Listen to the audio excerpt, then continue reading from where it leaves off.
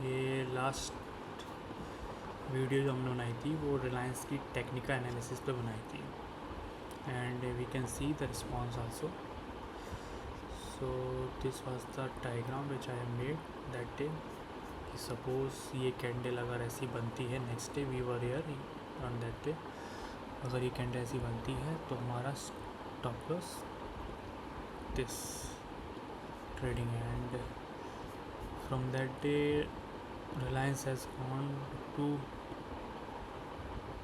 8% up, right?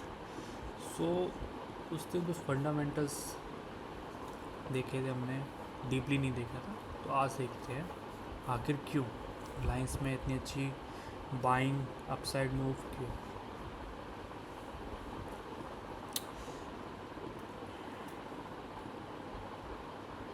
So market cap सबसे बड़ा रिलायंस का, प्राइस आज 1406 है, बुक वैल्यू 623 है, market P stock P 27.4 which is very fair value in this over valued market. 27.4 का P होना बहुत ही फेयर वैल्यू है. आर ओ सी इतनी बड़ी कंपनी का आर ओ सी 9.43 है, दिस इज़ ओके गुड. डेब्ट ज़्यादा है, नो इशू. हालांकि लोगों ने 2020 में ये डेब्ट पूरा क्लीन कर दिया था, लेकिन ग्रोथ करने के लिए डेब्ट लेना ज़रूरी रहता है. पी जी रेशियो 2.68, 2 के नीचे रहता ज़्यादा बेटर रहता. Earning per share is improving, sales बढ़ रही है. डेब्ट टू इक्विटी, हाँ डेब्ट to equity this should be below 1 and here 0.44 which is good. return on assets भी अच्छा है.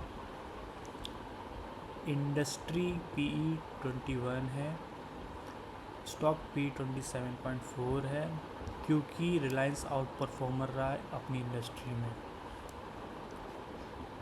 ये भी अच्छा है.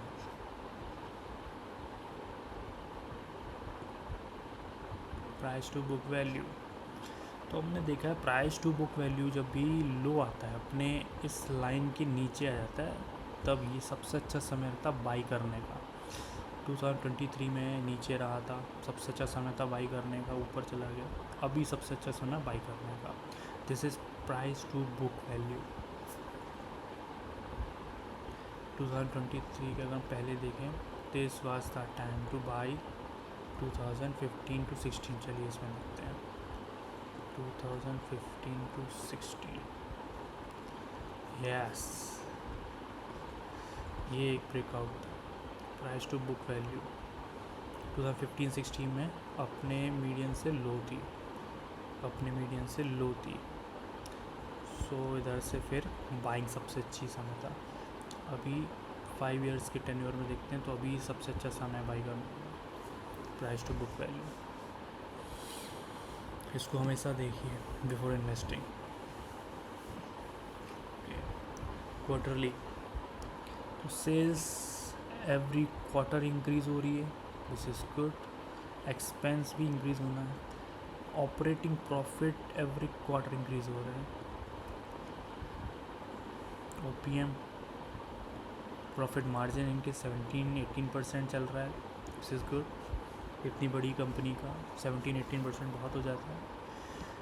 फिर profit before tax 23%. Warren Buffett भी कहते हैं 20 से 28% के आसपास tax is shows that company is making good revenue, good profits. Net profit इसके कंटिन्यूस बढ़ रहे हैं every quarter. Earning per share every quarter बढ़ रही है.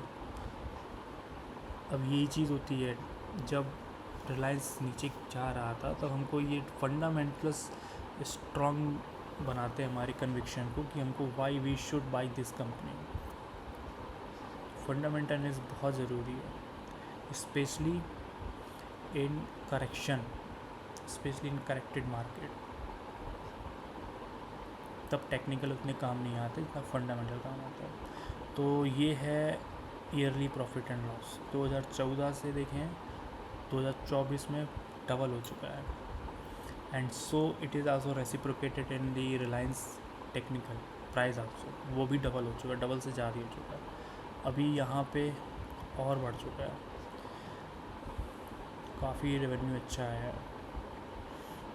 फिर मार्जिन भी हमारा 17-18% चल रहा है, which is showing that this company is having some edge over others.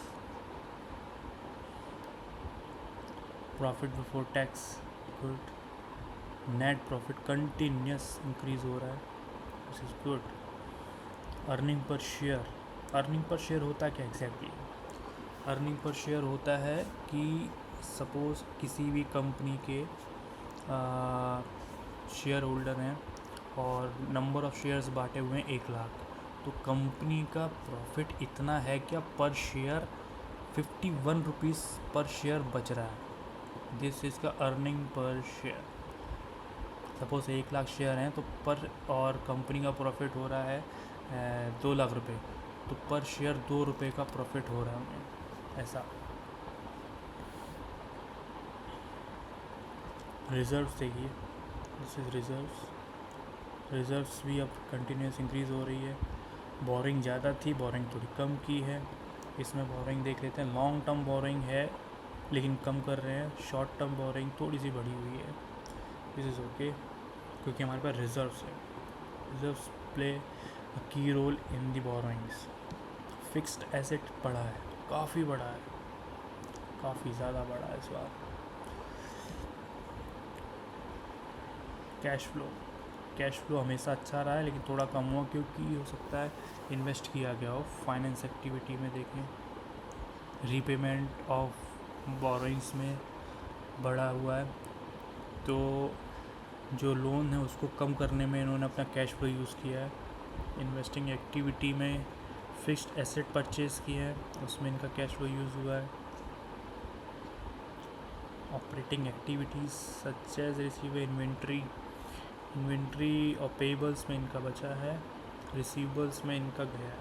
Interest, yes. Debtors day कम हो रहे हैं, विच इज़ गुड, कम नहीं हो रहे हैं, वापस से आ रहे हैं। इन्वेंट्री काफ़ी अच्छी है, 85 डेज़ की।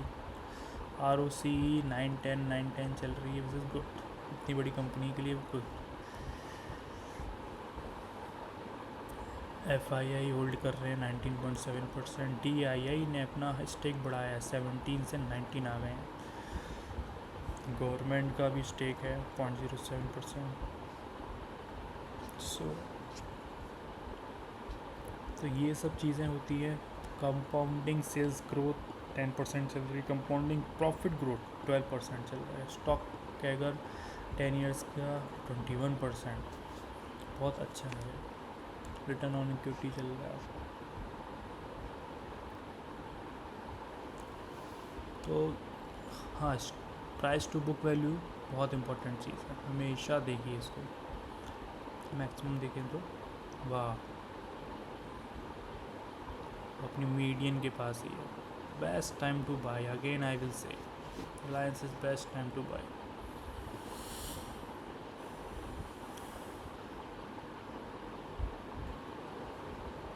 Thank you.